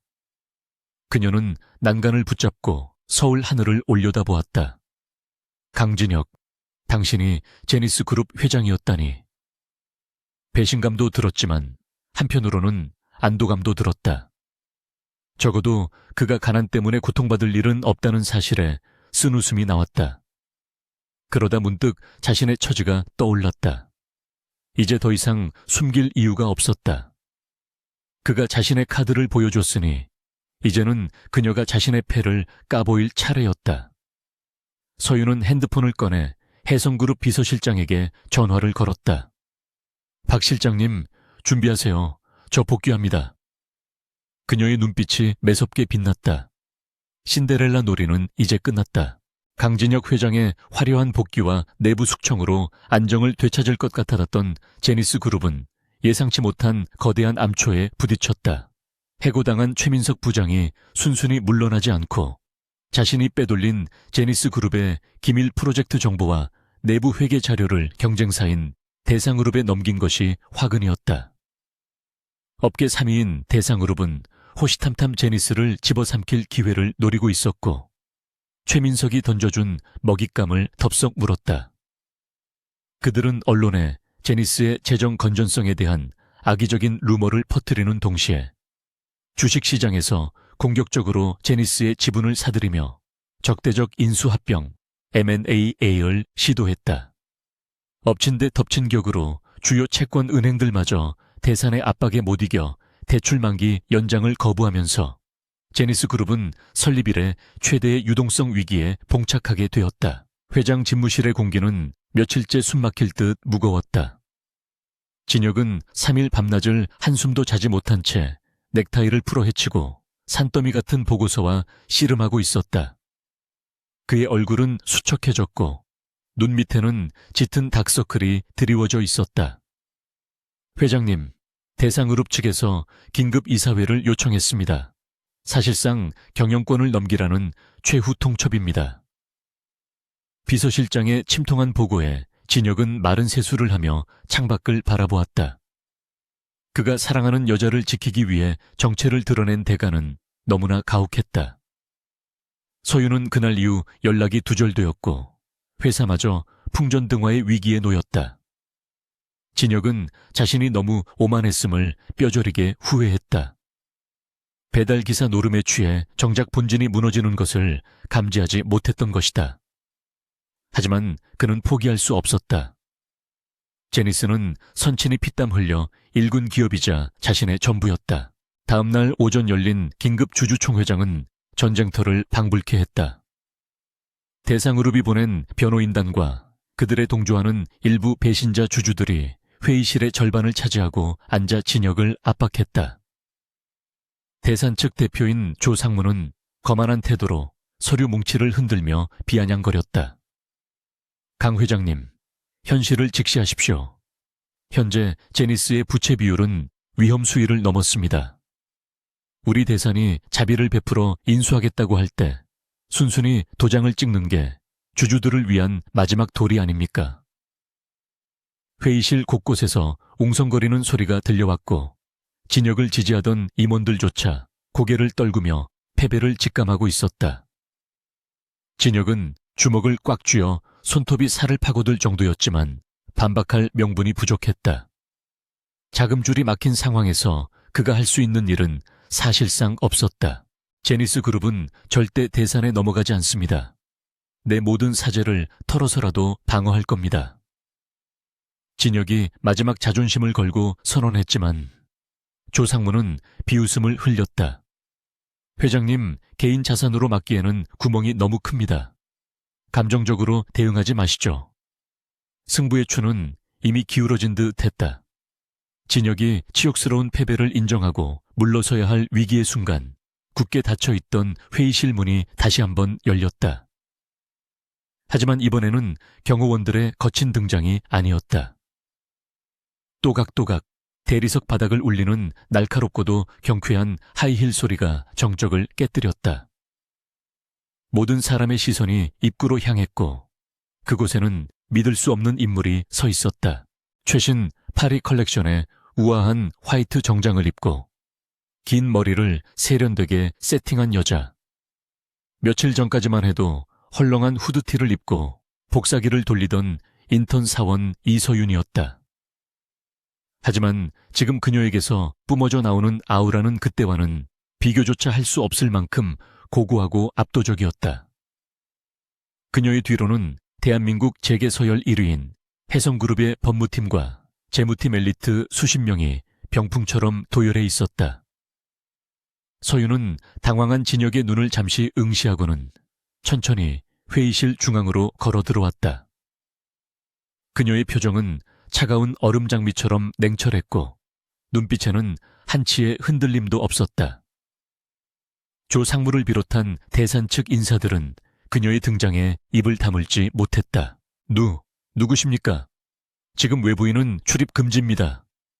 조 상무가 당황하여 소리쳤지만 서윤은 그를 벌레 보듯 무시하고 마이크 앞에 섰다. 그녀는 회의실 전체를 서늘하게 훑어본 뒤 또렷하고 우아한 목소리로 입을 열었다. 외부인이라뇨. 저는 제니스 그룹의 새로운 대주주 자격으로 이 자리에 참석했습니다. 장내가 술렁거리기 시작했다. 진혁은 멍하니 그녀를 바라보며 입술을 달싹였다. 서윤아, 네가 어떻게... 서윤은 진혁을 향해 살짝 미소 지어 보였다. 그 미소는 연인으로서의 따뜻함보다는 위기에 처한 파트너를 구하러 온 구원자의 여유로움에 가까웠다. 소개하겠습니다. 저는 해성그룹 회장의 막내딸이자 해성글로벌의 신임 부사장 이서윤입니다. 그녀의 입에서 나온 폭탄 선언에 회의실은 핵폭탄을 맞은 듯한 충격에 휩싸였다. 해성그룹. 그것은 제니스조차 감히 넘볼 수 없는 대한민국 경제의 정점에 있는 절대 권력이었다. 그 가문의 막내딸이 제니스의 인턴이었다는 사실에 임원들은 경악을 금치 못했고 대상그룹 관계자들의 얼굴은 사색이 되었다.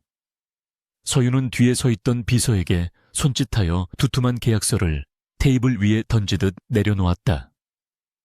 해성그룹은 오늘부로 제니스그룹의 유상증자에 참여하여 총 5조 원의 자금을 긴급 수혈하기로 결정했습니다. 또한 제니스그룹의 모든 채무를 해성이 보증할 것입니다. 5조 원. 대상그룹의 시가총액과 맞먹는 천문학적인 액수였다. 그것은 단순한 투자가 아니라 대상그룹을 향한 해성의 경고장이었다.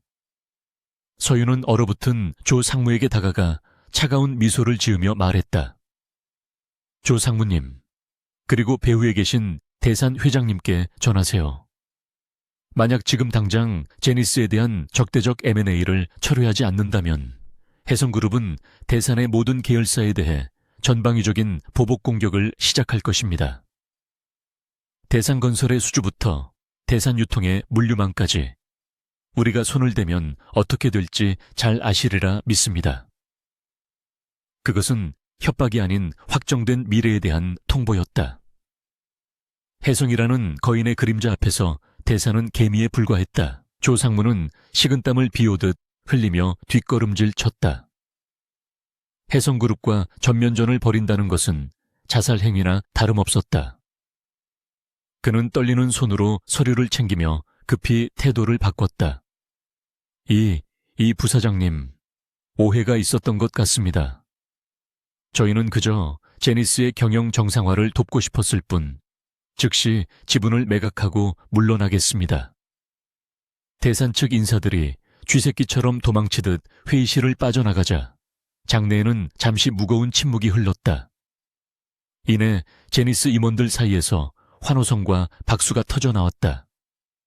기적 같은 역전승이었다. 하지만 진혁은 웃을 수가 없었다. 눈앞에 서 있는 서윤이 너무나 낯설고 또 거대해 보였기 때문이었다. 소동이 마무리되고 회의실이 정리되자 서윤은 비서진을 모두 내보내고 진혁과 단둘이 남았다. 창밖으로 들어오는 오후의 햇살이 그녀의 하얀 정장을 눈부시게 비췄다. 진혁은 자리에서 일어나 천천히 그녀에게 다가갔다. 이서윤, 정말 너니? 해성그룹의 딸이라는 게 사실이었어. 진혁의 목소리는 떨리고 있었다. 배신감보다는 자신의 초라함이 더 크게 다가왔다. 자신이 재벌 2세라고 떵떵거리며 그녀를 보호하려 했던 모든 순간이 주마등처럼 스쳐 지나갔다. 그녀 입장에서는 얼마나 우습고 귀여운 소꿉장난 같았을까. 서윤은 팔짱을 끼고 고개를 삐딱하게 기울이며 장난스럽게 웃었다. 놀랐어. 오빠만 비밀이 있는 건 아니잖아. 나도 말할 타이밍을 놓쳤을 뿐이야. 그녀의 태도는 다시 예전의 서윤으로 돌아온 듯 했지만 그 속에는 숨길 수 없는 당당함이 배어 있었다. 왜 말 안 했어? 내가 널 지켜주겠다고 폼 잡을 때 넌 무슨 생각을 했어? 진혁의 자조 섞인 물음에 서윤은 표정을 진지하게 바꾸고 한 걸음 다가왔다. 그녀는 손을 뻗어 진혁의 넥타이를 고쳐 매주었다. 그 손길은 여전히 따뜻했다. 고마웠어, 정말로. 내 배경, 내 돈, 내 집안. 그런 거 하나도 안 보고 오직 이서윤이라는 사람 자체를 위해 주먹을 날려주고 빗속을 뚫고 달려와준 사람은 오빠가 처음이었으니까. 서윤의 눈빛이 흔들렸다. 나는 평생 아버지의 그늘, 혜성이라는 간판 아래서만 평가받았어. 근데 오빠는 달랐잖아. 내가 억만장자든 가난한 인턴이든 오빠한테는 그냥 지켜주고 싶은 여자친구였던 거잖아. 그게 나한테 얼마나 큰 위로가 됐는지 알아? 서윤의 고백에 진혁에 굳어있던 마음이 조금씩 녹아내렸다. 그녀 역시 거대한 황금 감옥 속에 갇힌 외로운 소녀였을 뿐이었다. 진혁은 씁쓸한 미소를 지으며 그녀의 손을 잡았다. 그래도 이건 반칙이야. 내가 백마탄 왕자인 줄 알았는데 알고 보니 내가 신데렐라였고 네가 여왕님이었네. 진혁의 농담에 서윤은 까르르 웃음을 터뜨렸다. 그러게, 이제 오빠 회사는 내가 살렸으니까 오빠는 나한테 빚진 거야. 앞으로 갚으려면 각오 단단히 해야 할걸? 서윤은 진혁의 가슴을 손가락으로 쿡 찌르며 도발했다. 그제야 두 사람 사이를 가로막고 있던 보이지 않는 벽이 허물어지는 느낌이었다. 배경과 신분, 거짓과 오해를 모두 벗어던지고 비로소 대등한 위치에서 서로를 마주 보게 된 것이다. 하지만 상황은 여전히 복잡했다. 진혁은 이제 자신의 회사를 구해준 채권자이자 대주주인 서윤을 상대해야 했다. 그는 진지한 표정으로 서윤을 바라보았다.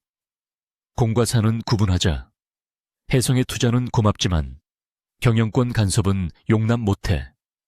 빚은 최대한 빨리 갚을 거야. 진혁의 꼿꼿한 자존심에 서윤은 만족스러운 듯 고개를 끄덕였다. 좋아, 그 팩이 맘에 들어. 하지만 잊지 마. 이제 우리는 단순한 연인이 아니라 비즈니스 파트너이기도 하다는 거. 그리고 파트너로서 충고하는데 강 회장님, 넥타이 색깔 좀 바꾸시죠. 너무 칙칙해요. 서윤은 윙크를 날리고는 뒤도 돌아보지 않고 회의실을 나갔다. 서윤이 떠난 자리에 남은 진혁은 멍하니 문을 바라보다가 참았던 웃음을 터뜨렸다. 정말 못 당하겠군. 그는 창밖을 내려다보았다. 서울 시내가 발 아래 있었지만 이제 그 풍경은 예전과 다르게 보였다. 그 어디엔가 자신보다 더 크고 강한, 하지만 사랑스러운 여자가 자신을 지켜보고 있다는 사실이 묘한 안도감과 함께 새로운 승부욕을 불타오르게 했다. 진혁은 비서실장에게 전화를 걸었다. 지금 당장 구조조정안 폐기하고 신규 사업 투자 계획안 가져와. 그리고 이번 주말에 혜성그룹 회장님과의 골프 회동 잡아. 예비사위로서 인사 한번 드려야겠으니까. 진혁은 다시 재킷을 갖춰 입었다. 이제 그는 서윤의 보호자가 아니라 그녀와 어깨를 나란히 할 수 있는 진정한 동반자가 되기 위해 더 높이 날아올라야 했다. 배달기사와 인터넷 소꿉장난은 끝났다. 이제부터는 대한민국을 뒤흔들 두 재벌 2세의 화려하고도 치열한 세기의 로맨스가 시작될 차례였다. 그는 거울 속에 비친 자신의 모습을 보며 넥타이를 고쳐 맸다. 서윤이 지적한 그 넥타이였지만 지금은 그 어느 때보다 빛나 보였다. 1년이라는 시간이 흐른 뒤 서울의 스카이라인은 여전히 화려했지만 그 중심에 서 있는 권력의 지형도는 완전히 뒤바뀌어 있었다. 제니스 그룹과 혜성 그룹이 공동으로 추진한 차세대 스마트 물류도시 프로젝트인 제니스 혜성 퓨처 시티의 준공식 현장은 전 세계에서 몰려든 취재진으로 인산인해를 이루고 있었다. 수백 개의 카메라 플래시가 쉴 새 없이 터지는 가운데 단상 중앙에는 대한민국 재계를 이끄는 가장 젊고 강력한 두 리더가 나란히 서 있었다. 완벽한 핏의 차콜 그레이 수트를 입은 강진혁 회장과 우아한 로열 블루 드레스를 입은 이서윤 부사장은 마치 한 폭의 그림처럼 조화로웠다. 그들은 더 이상 낡은 오토바이를 타던 배달부나 복사기를 돌리던 인턴이 아니었지만 서로를 바라보는 눈빛 속에 담긴 신뢰와 애정은 그때보다 훨씬 더 깊고 단단해져 있었다. 강진혁은 마이크를 잡고 자신감 넘치는 목소리로 프로젝트의 성공을 선언했다. 지난 1년간 그는 뼈를 깎는 혁신을 통해 제니스 그룹을 환골탈태시켰다. 최민석 부장을 비롯한 부패 세력이 남기고 간 빚과 오명을 깨끗이 씻어내고 해성그룹의 자금력을 바탕으로 공격적인 투자를 감행하여 제니스를 명실상부한 글로벌 물류 IT 기업으로 성장시킨 것이다. 단상 아래에서 그를 지켜보는 이서윤의 입계는 흐뭇한 미소가 걸려 있었다. 그녀 또한 아버지의 그늘에서 벗어나 해성글로벌의 부사장으로서 탁월한 경영 능력을 입증해 보였다. 그녀는 제니스의 기술력과 해성의 유통망을 결합하여 시너지를 극대화했고 세간의 의심 어린 시선을 찬사로 바꾸어 놓았다. 두 사람은 비즈니스 파트너로서도 인생의 동반자로서도 완벽한 합을 이루고 있었다. 공식 행사가 끝나고 리셉션장으로 이동하는 복도에서 진혁과 서윤은 잠시 경호원들을 물리치고 둘만의 시간을 가졌다. 화려한 샹들리에 조명 아래 선 두 사람은 서로의 옷매무새를 다듬어주며 가벼운 농담을 주고받았다. 오늘 연설 아주 훌륭하던데, 강 회장님. 주가 올라가는 소리가 여기까지 들리는 것 같아. 서윤이 장난스럽게 칭찬하자 진혁은 짐짓거만한 표정을 지으며 어깨를 으쓱했다. 다 우리 이 부사장님의 내조 덕분 아니겠습니까? 그리고 잊지 마. 지난 분기 실적 발표에서 내가 약속했던 수익률 초과 달성한 거. 이제 빚은 다 갚은 거지? 진혁은 1년 전 서윤이 제니스에 투자했던 5조 원에 대한 이야기를 꺼냈다. 사실 그는 그 돈을 단순한 투자가 아닌 빚으로 생각하고 밤낮 없이 일해 원금 상환은 물론 막대한 배당금까지 안겨주었다. 서윤은 짐짓 고민하는 척 턱을 괴었다. 글쎄, 금전적인 빚은 갚았을지 몰라도 마음의 빚은 아직 남은 것 같은데. 이자 계산은 내가 좀 더 까다롭게 할 예정이라서 말이야.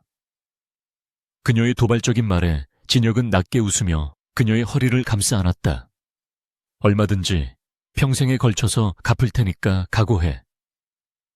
두 사람 사이에는 팽팽한 긴장감 대신 여유롭고 달콤한 기류가 흘렀다.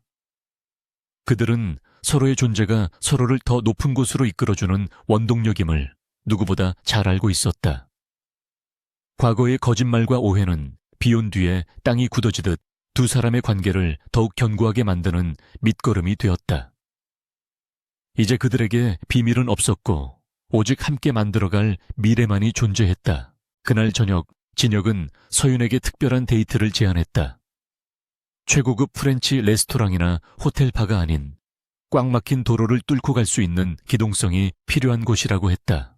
서윤이 의아한 표정으로 회사 지하 주차장으로 내려갔을 때 그녀의 눈앞에 나타난 것은 번쩍이는 리무진이 아니라 1년 전 진혁이 탔던 그 낡은 배달 오토바이였다.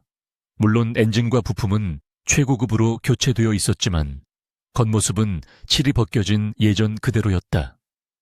진혁은 턱시도 재킷을 벗어 던지고 소매를 걷어붙인 채 익숙한 솜씨로 헬멧을 서윤에게 건넸다.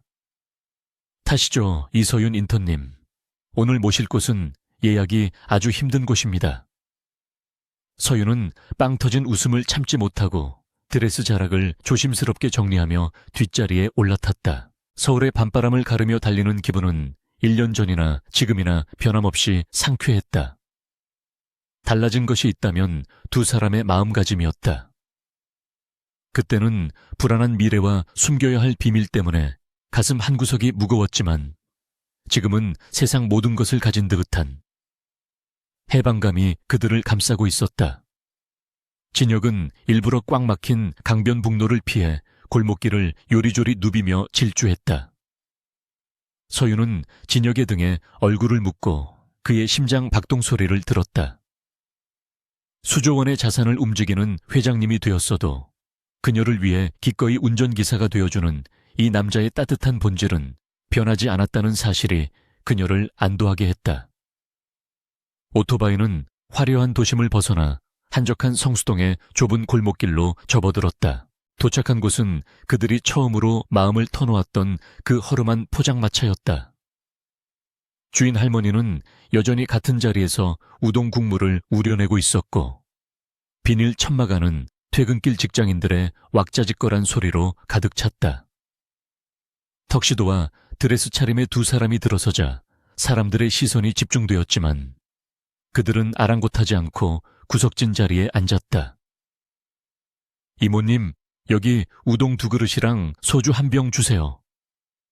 진혁이 익숙하게 주문하자 주인 할머니가 눈을 가늘게 뜨고 그들을 바라보다가 무릎을 쳤다. 아이고, 이게 누구야?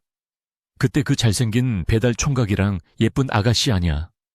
안 보이는 사이에 아주 훤해졌네. 로또라도 맞았어? 할머니의 걸걸한 농담에 두 사람은 마주보며 폭소를 터뜨렸다. 네, 할머니. 로또보다 더 좋은 거 맞았어요. 진혁이 서윤의 손을 잡으며 대답했다. 뜨끈한 우동 국물과 함께 소주잔을 기울이며 두 사람은 지난 1년간의 숨가빴던 여정을 회상했다. 최민석 부장이 감옥에서 보내온 반성문 이야기, 경쟁사들이 제니스와 혜성의 연합군 앞에 줄줄이 백기를 든 사건, 그리고 서윤의 아버지가 진혁을 사위로 인정하며 짓궂은 테스트를 했던 일화까지. 모든 것이 주마등처럼 스쳐 지나갔다. 그때 오빠가 깡패들 때려 눕히고 나한테 화냈을 때 사실 좀 멋있었어. 서윤이 붉어진 얼굴로 고백하자 진혁은 쑥스러운 듯 코를 문질렀다. 그땐 정말 눈에 뵈는 게 없었으니까 다시는 그런 위험한 일 겪게 하지 않겠다고 다짐했지. 술 기운이 적당히 오르자 진혁의 표정이 사뭇 진지해졌다. 그는 재킷 안주머니에서 작고 낡은 벨벳 상자를 꺼내 테이블 위에 올려놓았다. 화려한 다이아몬드 반지가 들어있을 법한 분위기였지만 진혁이 뚜껑을 열자 그 안에는 뜻밖의 물건이 들어있었다. 그것은 1년 전 서윤이 잃어버렸다고 생각했던 진혁이 처음 선물해준 10,000원짜리 은반지였다. 당시 몸싸움 도중에 잃어버린 줄 알았는데 진혁이 몰래 찾아서 세공색에 맡겨 흠집을 없애고 광을 내어 보관하고 있었던 것이다. 서윤은 입을 틀어막으며 눈시울을 붉혔다. 수억 원짜리 보석보다 더 값진 그들의 가장 순수했던 시절이 담긴 증표였다. 이서윤, 나는 강진혁 회장으로서 너에게 줄 수 있는 게 많아. 세상에서 제일 비싼 집, 화려한 보석, 편안한 삶, 다 줄 수 있어. 하지만 내가 너에게 진짜로 주고 싶은 건 배달기사 강진혁이었을 때 가졌던 그 마음이야. 아무것도 없어도 너만 있으면 충분했던 그 간절함. 진혁은 반지를 꺼내 서윤의 4번째 손가락에 조심스럽게 끼워주었다. 반지는 거짓말처럼 딱 맞았다. 우리의 배경, 지위, 재산, 언젠가 다 사라질 수도 있겠지. 하지만 이 반지를 끼워주던 순간의 내 마음은 영원히 변하지 않을 거야. 나랑 평생 같이 야근해 줄래? 그것은 세상에서 가장 소박하지만 동시에 가장 묵직한 프로포즈였다. 서윤은 눈물 젖은 눈으로 활짝 웃으며 고개를 끄덕였다. 좋아. 근데 야근 수당은 아주 비싸게 받을 거야. 각오해. 그녀의 재치 있는 승낙에 진혁은 자리에서 일어나 그녀를 끌어안았다. 포장마차 안에 손님들이 환호성을 지르며 박수를 보냈고 주인 할머니는 서비스라며 계란말이를 접시 가득 담아 내왔다. 재벌 2세들의 로맨스라고 하기엔 너무나 서민적이고 촌스러운 풍경이었지만 두 사람에게는 그 어떤 초호화 호텔의 프로포즈 이벤트보다 완벽한 순간이었다. 그들은 서로의 입술을 맞추며 비즈니스 파트너를 넘어 영혼의 파트너로서 새로운 계약을 체결했다. 유효기간 없는 평생 해지 불가능한 사랑의 계약을. 며칠 뒤 제니스 그룹 본사 로비에는 새로운 조형물이 하나 세워졌다. 그것은 황금으로 도금된 낡은 오토바이 헬멧이었다. 직원들은 그것이 무엇을 의미하는지 정확히 알지 못했지만 회장님이 초심을 강조하기 위해 세운 것이라고 짐작할 뿐이었다. 진혁은 출근할 때마다 그 헬멧을 바라보며 옷깃을 여몄다. 그 헬멧은 그에게 권력의 무게보다 더 중요한 책임감, 즉 사람을 귀하게 여기고 약자를 보호해야 한다는 리더의 본분을 상기시켜주는 나침반이었다. 서윤 역시 자신의 집무실 책상 한편에 낡은 인턴 사원증을 액자에 넣어 보관했다. 그녀에게 그것은 자만하지 않고 항상 낮은 자세로 임하겠다는 스스로와의 약속이었다. 시간은 흘러 두 사람의 결혼식이 열리던 날, 식장은 대한민국 정재계 인사들로 발 디딜 틈이 없었다. 하지만 가장 눈길을 끈 것은 신랑 신부의 입장이었다. 웅장한 오케스트라 연주 대신 경쾌한 오토바이 배기음이 식장에 울려 퍼졌고, 진혁이 운전하는 오토바이 뒷좌석에 웨딩드레스를 입은 서윤이 타고 버진 로드를 질주해 들어왔다. 하객들은 파격적인 등장에 놀라움과 함께 아낌없는 박수를 보냈다. 형식과 허례허식을 거부하고 자신들만의 이야기를 써내려가는 두 사람의 당당한 모습은 그 자체로 새로운 시대의 아이콘이 되었다.